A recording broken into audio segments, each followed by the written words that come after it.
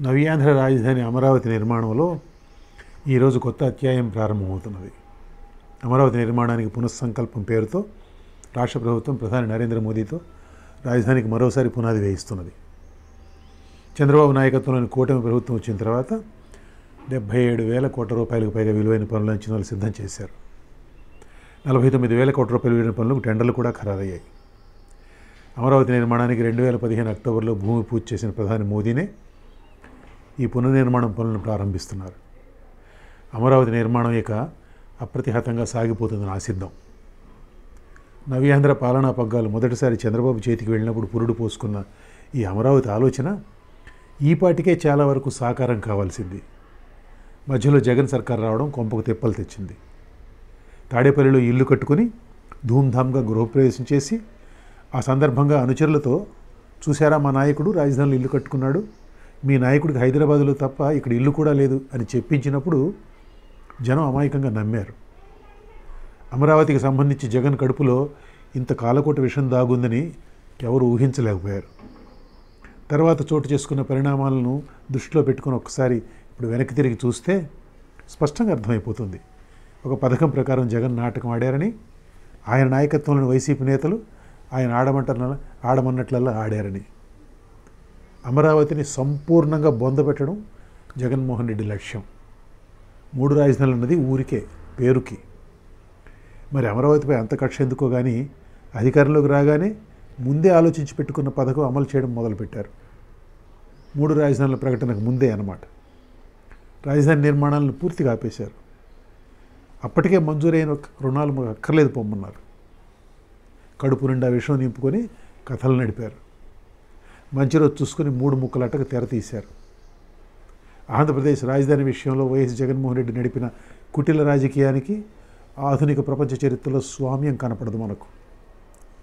సుభిక్షంగా ఉన్న రాష్ట్రం చీలిపోయి తలమానికంగా ఉన్న గొప్ప రాజధానిని కోల్పోయి ఆ మిగిలిన 2వ ముక్క మళ్ళీ నిలదొక్కునేందుకు తిప్పలు పడుతుంటే ఆ కలలను మొదలంటా నరికేందుకు జగన్ పనిన పన్నాగాలు, చేసిన ప్రయత్నాలు, అందులో ఆయన చూపిన కాపట్యం మరొకరికి చేతకావు.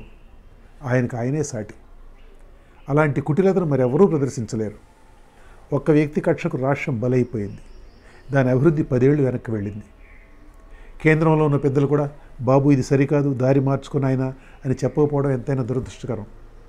అమరావతికి అండగా నిలబడకపోవడం చాలా విచారకరం. రాజకీయాల కారణం కావచ్చు, మరో కారణం కావచ్చు, కానీ ఇప్పుడు అమరావతికి వారి సంపూర్ణ సహకారం అందుతుందని ఆశించవచ్చు. జగన్ జమానాలో జరిగింది చూస్తే అమరావతి విషయంలో పార్టీ మొత్తం జగన్ వెంట నిలబడడం చాలా ఆశ్చర్యం కలిగించకమానదు. తమ నాయకుడు తీసుకున్న వైఖరి తప్పు, రాష్ట్రాన్ని సర్వనాశనం చేస్తున్నాడని తెలిసినా కూడా ఏ ఒక్కరూ కూడా ఆ ముక్క చెప్పే సాహసం చేయకపోవడం విచిత్రం.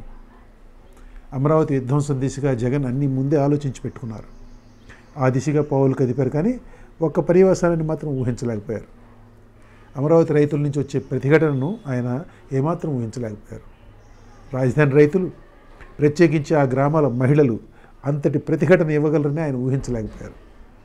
క్రిమినల్ కేసులు, పోలీసు దౌష్ట్యంతో పని అవుతుందని అనుకున్నారు ఆయన. అందుకే రాజధాని నిర్మాణానికి తమ సర్వస్వం, జీవన సర్వస్వమైన భూమిని సంతోషంగా సమర్పించిన రైతులతో కనీసం కంటి తుడుపు చర్చలకు కూడా ఉపక్రమించలేదు. అంత పెద్ద ప్రభుత్వం అంతటి నైవంచనను, అంతటి కుటిలత్వాన్ని, అంతటి దౌష్ట్యాన్ని, అంతటి అణిచివేతను తట్టుకుని ప్రభుత్వ యంత్రాంగమే పని కట్టుకుని చేస్తున్న దుష్ప్రచారాన్ని ఎదుర్కొని రాజధాని రైతులు 4 ఏళ్లకు పైగా ఉద్యమం ఆరిపోకుండా చూడగలరని జగన్ ఊహించలేకపోయారు. దానికి తోడు రాజధాని రైతులకు ఉన్నత న్యాయస్థానాలు అండగా నిలబడతాయని కూడా ఊహించినట్టు లేదు. లేక మరి ఏమన్నా వేరే ఆలోచనలు చేశారు.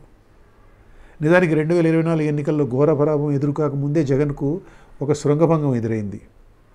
ఆ ఘనత కూడా రాజధాని రైతులదే. రాజధాని కేసుల్లో రేపు మాపు హైకోర్టు తీర్పు వస్తుందనగా 3 రాజధానుల చట్టాలను ఉపసంహరించుకోవడాన్ని దాన్ని మించిన శృంగభంగం ఏముంటుంది?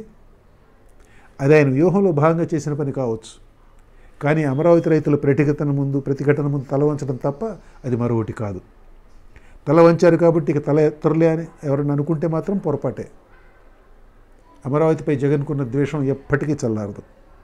మళ్ళీ అవకాశం వస్తే మళ్ళీ రాజధాని తరలించగలిగిన ఘనుడు ఆయన. తరలించలేకపోతే ఒకవేళ పాడు పెట్టగలరు. చూడండి, ప్రధాని వస్తున్న తరుణంలో వైసీపీ ఎంపీ మిథున్ రెడ్డి ఏమంటున్నారు? అమరావతి చుట్టుపక్కల 12 గ్రామాలే రాష్ట్రం అనుకుంటే ఎలా అని ఆయన నిన్న ప్రభుత్వాన్ని నిందించారు, చంద్రబాబు ప్రభుత్వాన్ని. ఎంత అక్కసు కనపడుతుంది అందులో అమరావతి మీద. కాబట్టి జగన్ విషయంలో ఎప్పటికీ అప్రమత్తంగా ఉండాల్సిందే. అదే సమయంలో అమరావతి నిర్మాణాన్ని పరుగులు తీయించాలి. జగన్ కూడా మరేమీ చేయలేని దశకు చేర్చాలి అమరావతిని.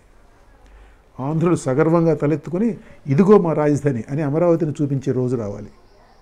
ఆ రోజు త్వరగా రావాలని కోరుకుందాం.